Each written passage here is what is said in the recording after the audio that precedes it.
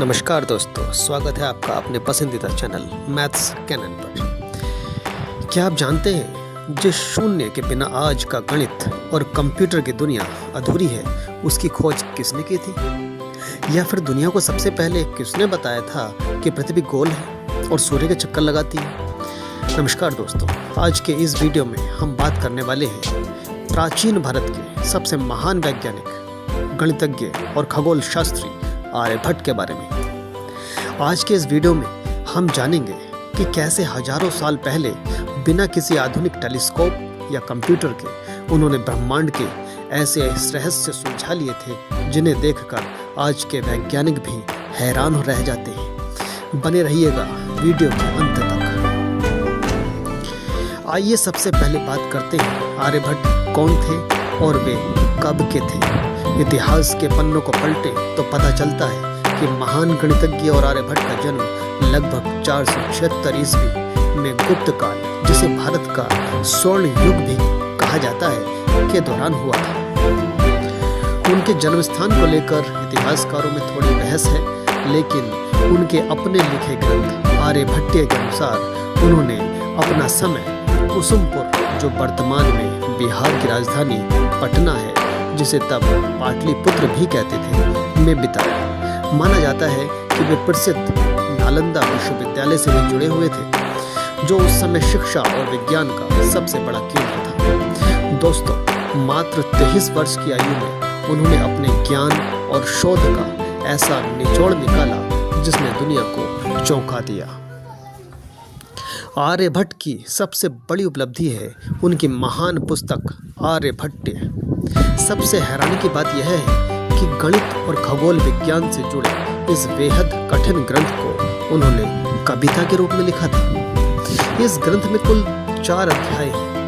पहला अध्याय है गीतिका पाठ, दूसरा अध्याय है गणित पाठ, इसमें अंक गणित, बीज गणित और ज्यामिति के सूत्र हैं। तीसरा हिस्सा है काल क्रिया पाठ, इसमें समय की गणना बताई गई है।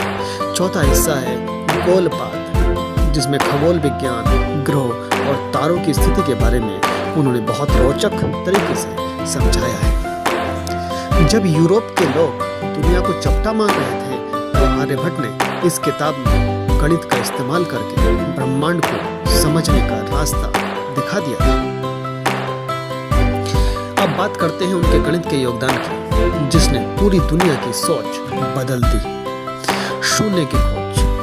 वैसे तो शून्य की अवधारणा भारत में पहले से ही थी, लेकिन आर्यभट्ट ने इसे स्थानीय मान प्रणाली, प्लेस वैल्यू सिस्टम और दार्शनिक प्रणाली यानी डेसिमल सिस्टम में एक ठोस रूप दिया। शून्य के बिना आधुनिक गणित और विज्ञान जैसे कंप्यूटर की कल्पना भी नहीं की जा सकती। पाई का सटीक मान। आर्यभट्ट ने पाई का मान 3.1416 निकाला था, जो आज के आधुनिक कैलकुलेशन के लगभग बराबर है। त्रिकोणमिति। उन्होंने त्रिकोणमिति में जिया यानी साइन और कोजिया यानी कि कोसाइन की सारणी बनाई, जिसका इस्तेमाल आज भी गणित में किया जाता है। बीज गणित यानी कि अलजेब्रा। उन्होंने बीज गणित के कई महत्वपूर्ण सूत्रों और सिद्धांतों की खोज की थी। गणित के साथ साथ खगोल विज्ञान, जिसे एस्ट्रोनॉमी भी कहते हैं, उनमें उनका योगदान किसी चमत्कार से कम नहीं था। दोस्तों, पृथ्वी का अपने अक्ष पर घूमना आज से करीब 1500 साल पहले, जब कोई स्पेस सैटेलाइट नहीं था, तब आर्यभट्ट ने यह सिद्ध कर दिया था कि पृथ्वी स्थिर नहीं है, बल्कि यह अपने अक्ष पर घूमती है। इसी वजह से रात और दिन होते हैं। उन्होंने यह भी बताया था कि पृथ्वी को अपने अक्ष पर घूमने में 30 घंटे 56 मिनट का समय लगता है। सूर्य ग्रहण और चंद्र ग्रहण के बारे में उस समय समाज में अंधविश्वास था कि इस ग्रहण राहु और केतु नामक राक्षसों के कारण लगते हैं। आर्यभट्ट ने वैज्ञानिक कारण देते हुए बताया कि ग्रहण राहु केतु के कारण नहीं, बल्कि पृथ्वी और चंद्रमा की छाया के कारण होते हैं। उन्होंने पृथ्वी की परिधि की गणना भी की थी, जो आज की वैज्ञानिक गणना के लगभग 99.8% सटीक थी। इस महान वैज्ञानिक को सम्मान देने के लिए स्वतंत्र भारत ने अपने पहले कृत्रिम उपग्रह यानी कि सैटेलाइट का नाम भी इन्हीं के नाम पर आर्यभट्ट रखा था।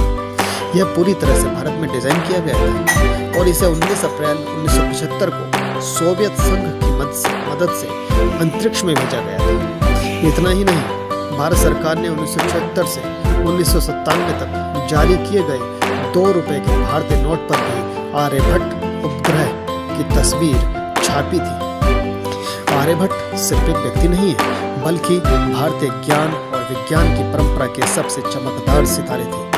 उनका जीवन हमें यह सिखाता है कि विज्ञान और तर्क ही प्रगति का असली आधार है।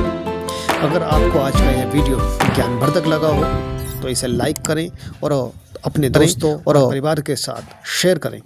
ऐसे ही रोचक वीडियो देखने के लिए हमारे चैनल को सब्सक्राइब जरूर करें। आपका कोई सवाल या सुझाव हो तो नीचे कमेंट में ज़रूर बताएं। मिलते हैं अगले वीडियो में, तब तक के लिए नमस्कार।